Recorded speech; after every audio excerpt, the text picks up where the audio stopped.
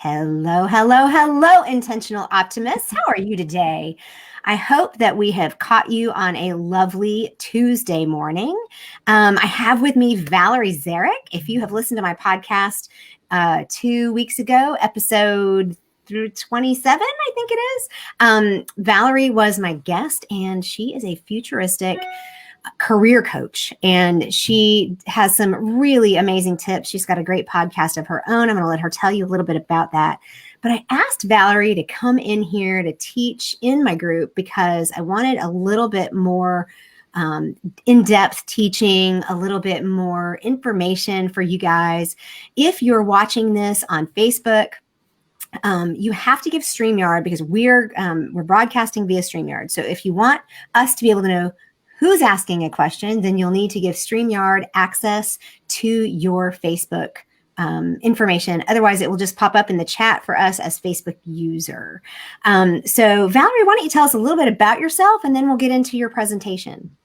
Yeah, so I'm Valerie Zaric. I'm the host of the Future Proof Career podcast. And I like to say I'm a recovering career stressaholic myself.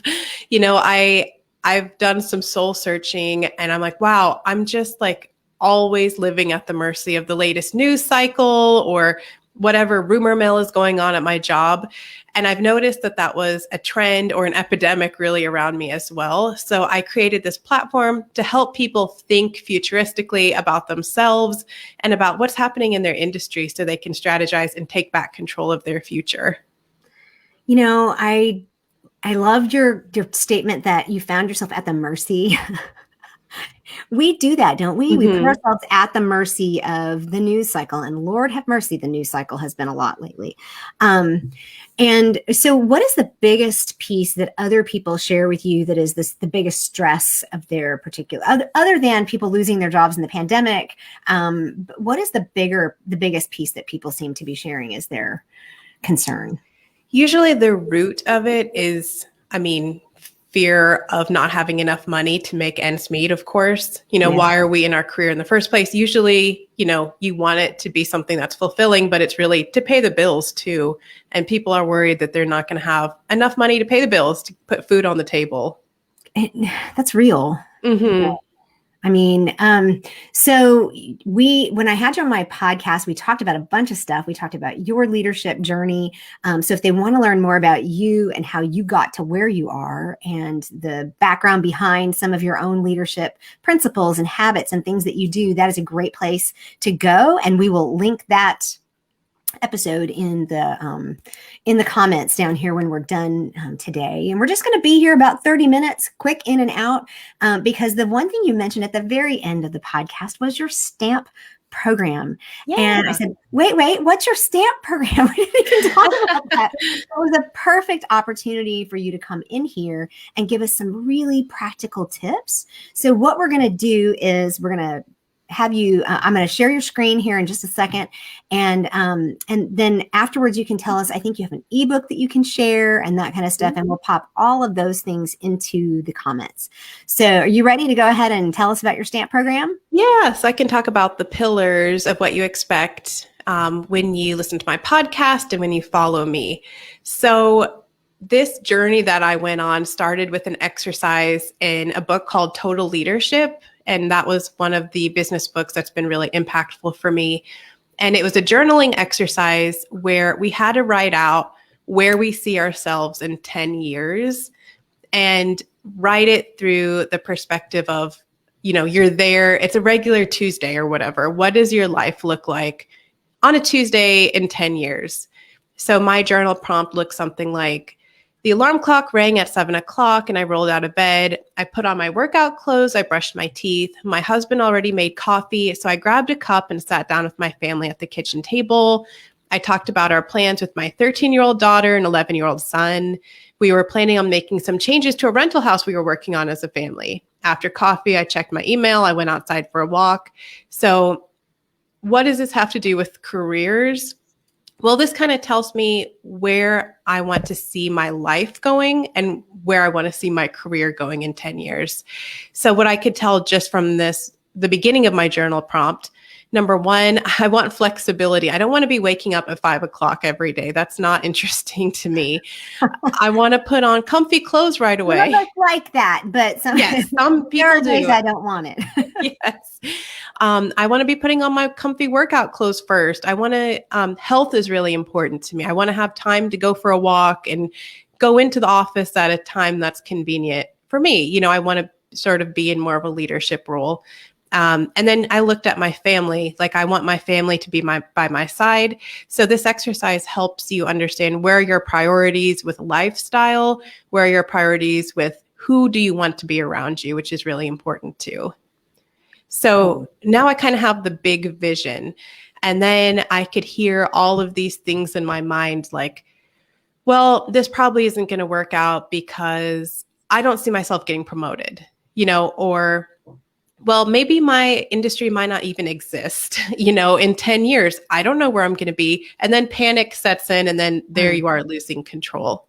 And I don't know, Andrea, can I flip to the next slide? Is that? Nope, that's you. Okay. So can you see it? Because all I have is access to your screen. So this is, y'all, This is us learning how to do this stuff. Okay. Yes. But I don't know if it's when you get into your, actually into the program. But while you're doing that, I wanted to say people need to hear that when we do these exercises, sometimes it's not easy. Sometimes it's, we have these mindset things that will actually affect whether or not we can apply the knowledge we learn. And when that happens, we need to be willing to take the time to step back and say, okay, what do I need to do in order to make that vision that I had a reality? It doesn't mean that just because it's a hard vision or just because it looks scary or just because we don't know how we're going to get there, we need to abandon it. Right. So that's where these next few steps are coming in. That's where I think you're going, right? Yes.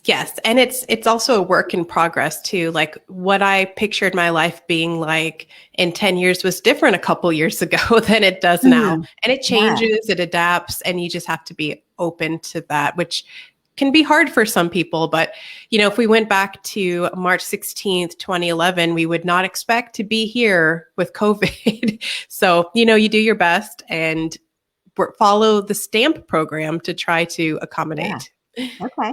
All right. So yes, determine what you want your career to look like, but more importantly, what you want your life to look like. Then we work backwards. 10 years isn't that far into the future, but it's long enough to give you time to reach those goals. So for me, I was saying, I want to be a mentor. When I go into my office, I want to be helping younger people get to where they want to be. So what do I need to do now to get to that point? Okay, I'll start a podcast. I'll start, teaching leadership. I've already mentored a few people. So I'm getting, I think, to that point where at least I'm working in that direction. And you may need to make some really big life changes. You might need to pivot careers, start a business, go back into the workforce if you're not into one.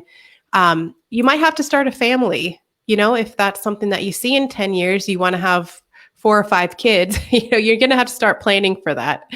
That does take a little bit of action.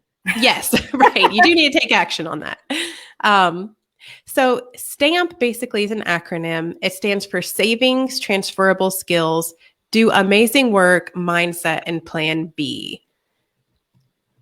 I like that. So exactly. And here goes to who can guess what your career will look like in a decade? None of us really can, but having these pillars are going to help you at least go into it with confidence. So the largest foundation, the largest pillar of the program is savings. Financial security is the foundation of career stability. Remember, it can take a while to find a new job. Rough rule of thumb is 1 month per $10,000 of salary. I see this time and time again with people. I've seen this with VPs. They lose their jobs. They were making many 6 figures, and they're not able to just replace that job right away. So keep in mind. Sorry, does this work with, like if I'm looking for a new job? I have not heard this rule of thumb. So if somebody makes $50,000 a year, it should take them 5 months to find a new job after they've lost it, or just 5 months in general? 5 months from the point of starting to look to Okay. actually getting your booty in the seat at Okay. your new job. I put my resume out there and I Mhm. day one started a new job. I should expect it to be at least 5 months. Yeah, yeah. And Okay. that's a rough rule of thumb. Some people say, well, in my industry, it would take 3 months, but generally, There's a reason for an average, right? yeah. And I think that looking back at my own, I the last time I really changed jobs, like when I moved from Baltimore to Charlottesville, that one took longer. I mean, it took like almost a year, and I sent out over Mhm. 300 resumes. But I don't think that was most certainly was not based on 10K per, because I didn't get that salary. Uh-huh. But I think that there's different ends of the spectrum. I was looking specifically for certain things too, but that's a really good Yes. thing to know. Right. Like if you're trying to get a job at fast food restaurant, that probably won't take you much more than a month. But a lot of jobs you have to do multiple interviews. It takes a while to hear back. You negotiate, that takes a while. Mm, Um, and I know a lot of entrepreneurs in this group are in this group as well. So remember to have a reserve to pay employees. That's going to help you with that foundation.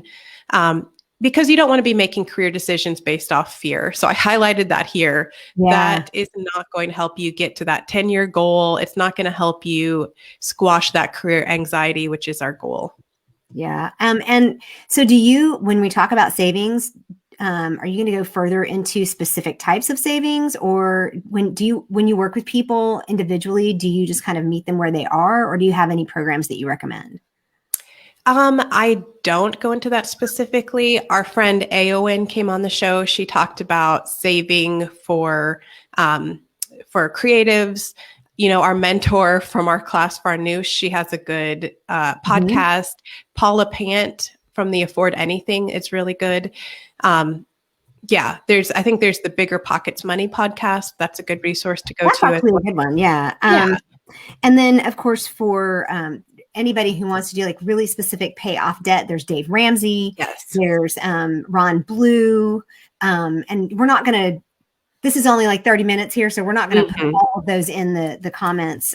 But for entrepreneurs specifically, Profit First, which will help you build up the kind of operations, savings, tax, et cetera, so that you can say, all right, if I need to have 3 to 6 months to pay employees to have a reserve before I have employees, I need to start building up that reserve, right? So this is all really good. Okay, S, Yes. stamp.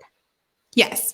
Yes. And you mentioned Dave Ramsey. He's a great place to start. A lot of people I've worked with are drowning in debt, Mm-hmm. and that is driving these decisions, especially school debt. So, Yeah, it's yes, huge. it And is Chris huge. Hogan is also with him and does a lot of work with leaders on, and he's been on a lot of John Maxwell stuff. And just my husband was watching the ABC midday thing, and it was like, Chris Hogan is coming on here. I'm like, I know Chris Hogan.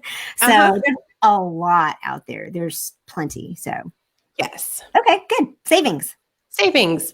The other thing, transferable skills.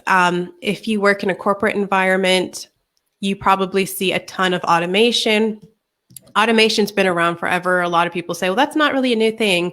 It's not new, but it's really, really growing right now where computers have a huge, like, there's no limit on the abilities of a computer at this point. They can automate jobs you never would have expected to be Yeah. automated. So hard truth, your job may be eliminated in the next decade. It's just reality.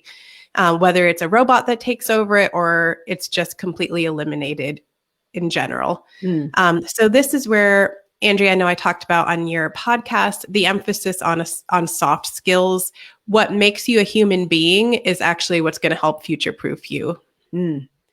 And that means communicate directly and clearly, network, relationship building.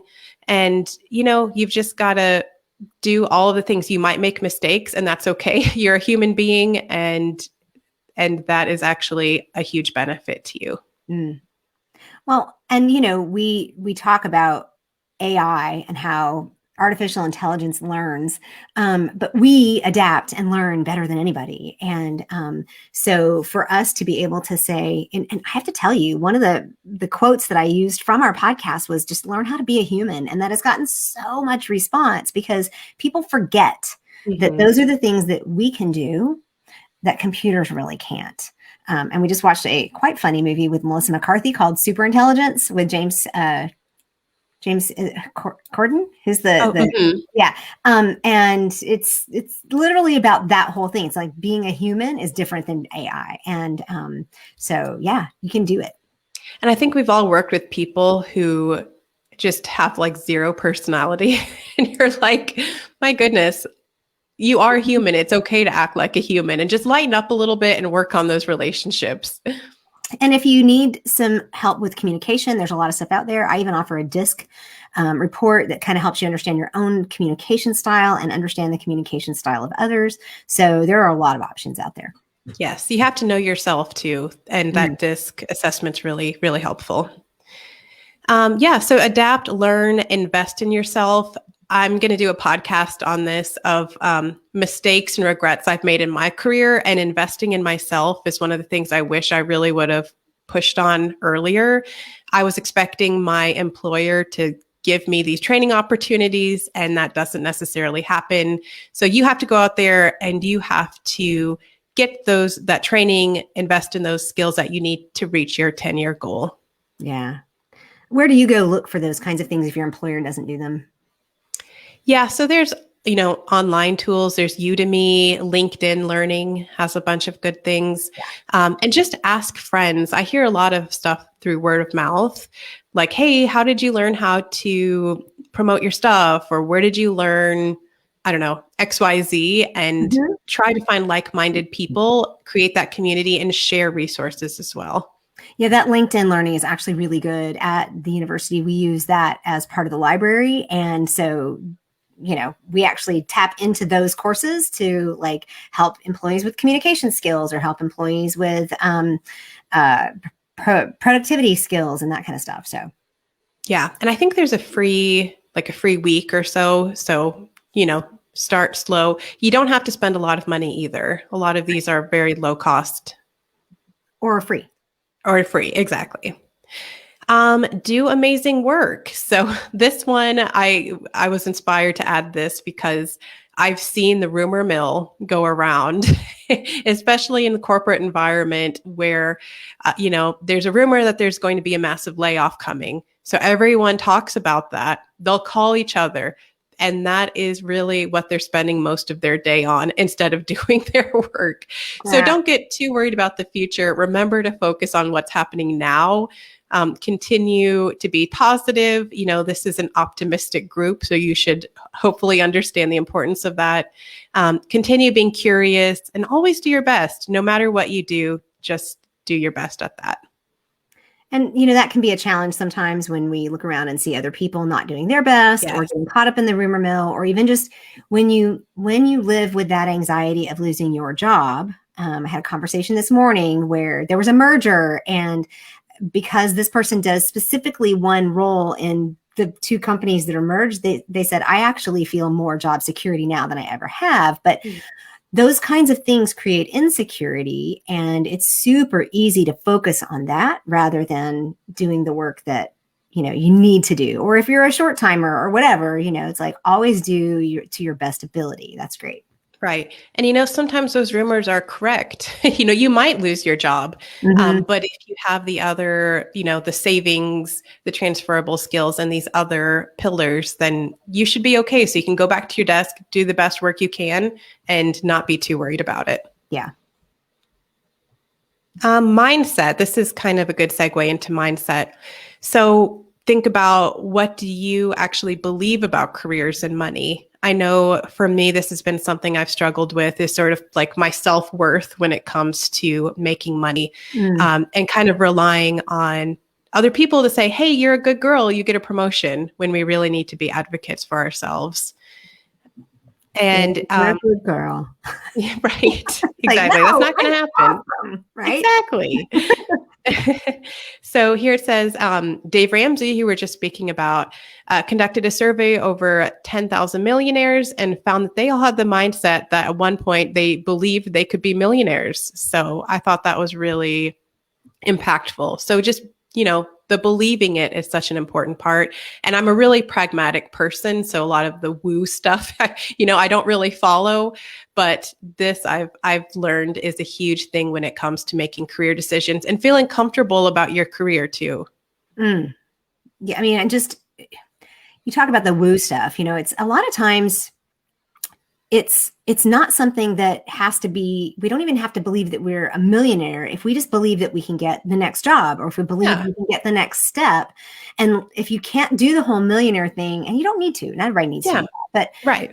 Chris Hogan actually talks about being a millionaire is way different than you think it is. It's like your total net worth. And quite frankly, most of us need at least that much money to retire for the kind of life that we are accustomed to already. So, but you can do it on a janitor's salary. I mean, he tells you how to do that, but being able to say, well, if I can't go that far down the road, what can I do? And then just do that next and do that next and do that next. And that's where I love to celebrate the small wins.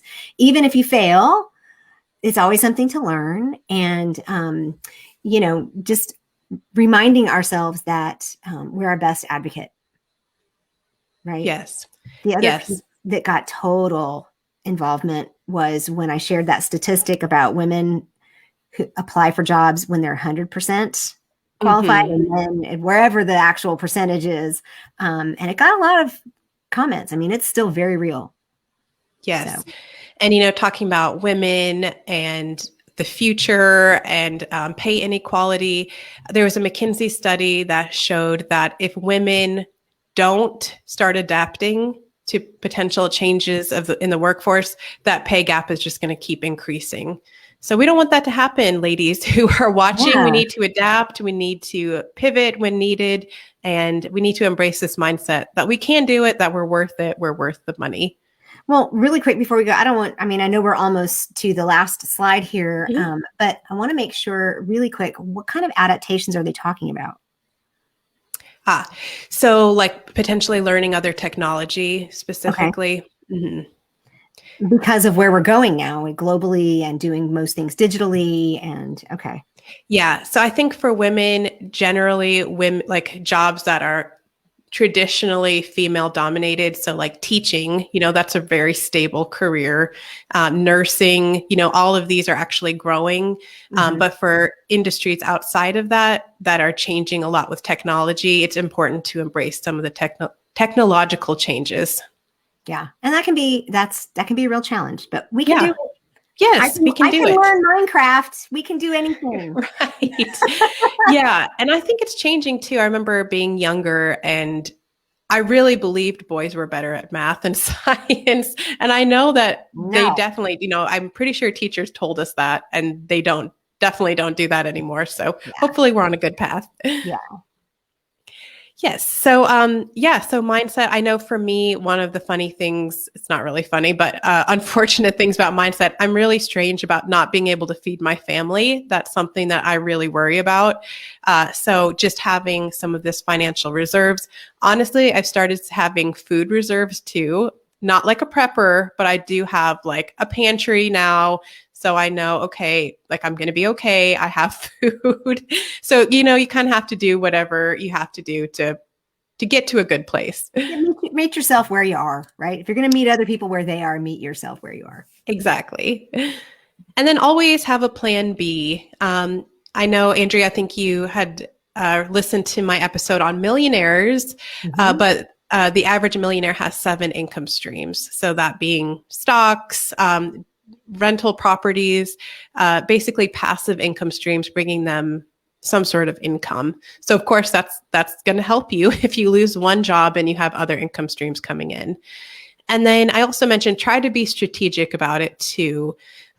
If you can have a side hustle or an income stream that is related to that 10-year goal, that's just going to help you get there as well. And that's going to help you not make those career decisions based off fear.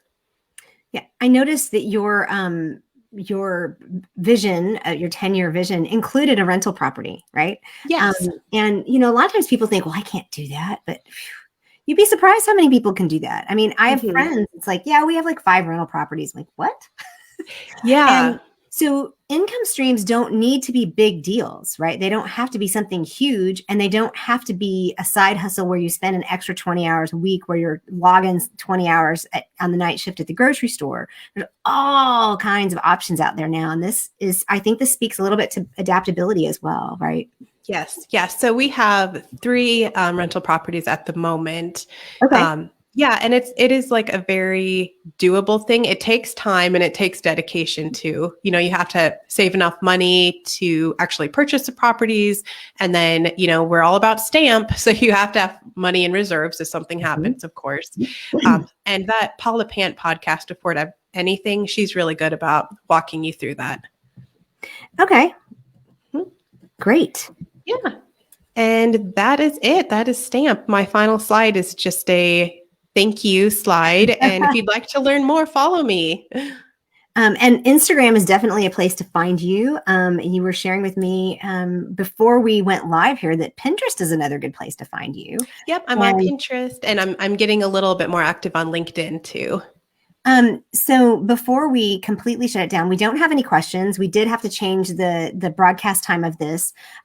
But for me, when I look at this, I hear, like, personally, my personal biggest thing is the savings. And Hmm. so when you start working with people, you said they have a lot of debt. I don't have school Hmm. debt, but I have some debt. And so when you start working with people, what in that stamp program do you find to be usually the number one challenge? Hmm. I would say, I mean, really get a handle of how much you spend month to month. And then a lot of people are wanting to move from their 9 to 5 to entrepreneurship, which is great. But really understand what you're going to be bringing in, like what's realistic to bring in. Are you going to be able to not only cover those bills, but have enough for food, and have enough Right. to like actually survive and hopefully start saving and getting an emergency fund? Sure. Are there other things that people might bring up as part of a program, the stamp program, that we kind of hadn't touched on yet? Um, I know we could get into like each of those so much, which is what, the podcast is for. There are unlimited topics when it comes to this. Yeah. Um, I would just say, I think there's a lot of career anxiety out there. I was on a podcast and the host was arguing with me that this doesn't exist, that people aren't anxious of their future when it comes to their career. And there's studies that show that the majority of people actually are, and it's causing health issues, mental Right. health, physical health. Work is hard enough, to do your job, let alone some of the issues we're having with anxiety when it comes to our future, with our livelihood. Our friend Fawn, she's doing work on loneliness. Yeah. People are lonely. It's a really tough thing. So we don't have to go through it alone. Find like-minded people and follow the stamp program. And I think we can recover. I'm still recovering too. So, we're working through it together. Well, and it's good. It's an easy acronym to remember. And we will, in the comments, we will post your website and your podcast. But you also have, I think you said, an ebook. Yes. Yep. If you go out to my website, valeriezaric.com, a little pop-up will come up and it will remind you of the stamp program, and it's a printable. Okay. So that's great. And do you have an email list that you normally send things to people, or? I have an email list. I'm a very, I don't actually email that Me too. frequently. Like, I think it freaks people out when they go to pick up these things off the internet, and it's like you have to put your email address in. Yeah. People are like, no, and so that's just to tell you, if you have to put your email address in on Valerie's, she's probably not going to spam you with anything. No. I don't either. I use that for specific things. I don't necessarily use it for that. But thank you so much. I think this was really helpful. And Camille, thanks for popping in and letting us know specifically that this was really good information. And I think that popped up on the very last bit about some of the financial stuff, because it's real. Anybody that's pivoting from one career to the next, we need to know what our finances are. We need to have a good mindset on them. And there's lots and lots of resources. And so definitely check out Valerie's podcast. And thank you so much for being here. I appreciate it greatly.